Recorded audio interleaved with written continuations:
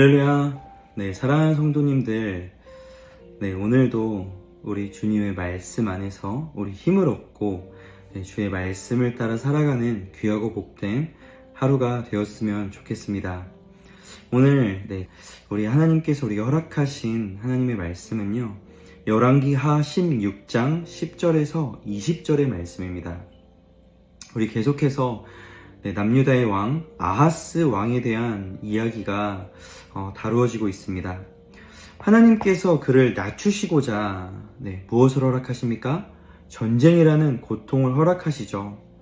그런데 이 아하스 왕은 마음을 낮추는 대신에, 즉 하나님을 붙잡는 대신에 아수르 왕의 손을 붙잡고 의지했던 그런 모습들을 우리에게 보여줬죠.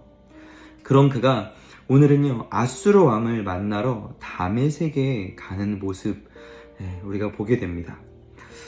하나님은 우리 성도들에게 이렇게 말씀하셨습니다. 내가 거룩하니 너희도 거룩하라.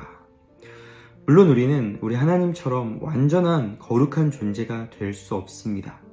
그럼에도 우리 삶의 방향이 주님을 닮아가고 주님처럼 거룩한 삶의 모습을 추구하는 방향으로 나아가야 되죠.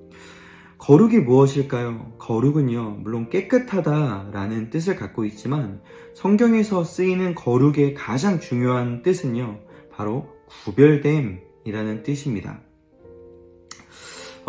비록 우리가 이 땅 가운데 살고 있습니다.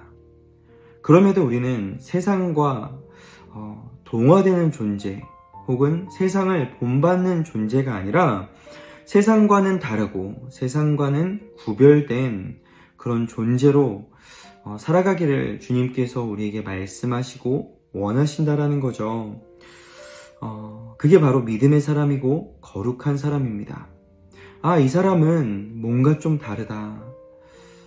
하나님을 믿더니 이 사람은 뭔가 다르다라는 소리를 우리가 들어야 하는 거죠. 그런데 오늘 본문에 보면 아하스 왕의 모습을 통해서 우리가 깨달아야 할 것이 있습니다. 우리는 어떤 때에 거룩함과 구별됨을 잃어버리고 세상과 다를 바 없는 이름뿐인 그리스도인으로 우리가 살아가게 되는가? 우리가 오늘 본문을 통해서 이거를 깨달았으면 좋겠습니다. 첫 번째, 세상을 부러워하는 마음을 가지고 세상을 따라하게 될 때 우리는 구별되지 못한 삶을 살게 됩니다. 다메섹으로 간 이 아하스 왕은요, 그곳에 있었던 우상을 섬기는 제단을 보게 됩니다. 그런데 그 제단의 모든 구조와 모든 양식들을 그대로 그려서 제사장에게 보내게 됩니다. 그리고 그 제사장은 그 양식대로 제단을 만듭니다. 그리고 이제 이곳에서 제사가 드려지게 되죠. 분명히 하나님의 백성, 하나님의 나라, 하나님을 섬기는 이 제단에 하나님께서 알려주신 제단의 형태가 있었을 텐데 왜 우상의 제단을 하나님을 섬기는 제단에 적용해야만 했을까요? 다른 이유가 있을까요? 그것은 분명히 아하스 왕이 눈으로 보기에요, 그 우상의 제단이 좋아 보였기 때문일 것입니다. 성도님들, 혹시 우리의 삶에, 혹은 우리의 신앙에, 혹은 우리의 교회들에 이런 비슷한 것들이 있지 않을까요? 눈에 좋아 보이기 때문에, 혹은 조금 더 효율적이라고 여겨지기 때문에 아무런 분별함 없이 구별하지 않고 그저 나의 삶과 신앙에 적용하고 따르는 모습들이요. 그것이 비록 세상의 것이라고 할지라도 눈에 좋아 보이고 혹은 효율적이라고 여겨지는 마음에 분별함 없이 따르는 모습이요. 주님은 분명히 우리에게 이 세대를 본받지 말라고 하셨습니다. 그리고 하나님이 무엇을 기뻐하시는지 그것을 분별하라고 하셨죠. 분별, 그리고 구별. 다시 말해서 거룩. 성도님들, 그리스도인의 능력은요, 거룩에서 나오는 것임을 꼭 기억하시길 바랍니다. 눈에 좋아 보인다고 혹은 효율적이라고 해서 무조건 따르는 것이 아니라 주님이 이것을 기뻐하시는지 아닌지 우리가 분별하는 모습을 갖추어야 할 줄로 믿습니다. 두 번째, 우리가 언제 구별되지 못한 그리스도인으로 살아가게 되느냐? 그것은 세상을 두려워할 때입니다.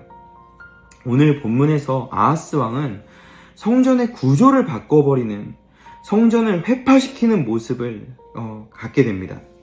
그 이유가 무엇이었을까요? 18절에 보니까 이 아하스 왕이 안식일에 쓰기 위하여 성전에 건축한 낭실과 왕이 밖에서 들어가는 낭실을 아수르 왕을 두려워하여 여호와의 성전에 옮겨 세웠더라 라고 합니다.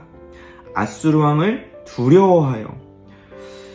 그 두려워하는 마음으로 어떻게 됩니까? 하나님을 섬기는 성전이 훼손되죠. 그 이유가 바로 세상의 권세자, 이 아수르 왕을 두려워하는 마음에서 시작되었다라는 것입니다. 성도님들, 물론 우리는 이 세상의 권세자들, 우리의 눈에 보이는 그 권세자들 앞에서 살아갑니다. 우리가 보다 높은 어떤 그런 권세자들이 있죠. 하지만 우리가 절대로 잊어서는 안 되는 것이 있습니다. 그것은 눈에 보이지 않지만 온 천지 만물을 다스리시고 주관하시는 만군의 하나님, 그 앞에 우리가 날마다 서 있다라는 사실입니다. 때로는 우리가 하나님이 눈에 보이지 않으시기 때문에 내 앞에 있는 세상의 권세자, 권력자, 그들이 더 두렵게 느껴질 때가 있습니다. 당장 나에게 해를 가할 수 있는 존재들이기 때문인 것입니다. 그래서 그 두려워하는 결과가 무엇입니까? 지금 이 아하스 왕의 나라, 유다는요, 아수르와 다를 것이 없습니다. 그저 아수르의 속국처럼 되어버렸습니다. 그래서 우리는요, 두려워하는 대상을 바꿔야 합니다. 잠언 29장 25절에서 이렇게 말하죠. 사람을 두려워하면 올무에 걸리거니와 여호와를 의지하는 자는 안전하리라. 이 말씀을 우리는 이 땅을 살아가는 동안 기억해야 합니다. 우리는 지금도 세상을 두려워하라는 요구를 받게 됩니다. 너에게 당장 해를 줄 수 있는 세상의 권력자들을 두려워하라는 그런 유혹과 그런 어떤 협박을 당하게 됩니다.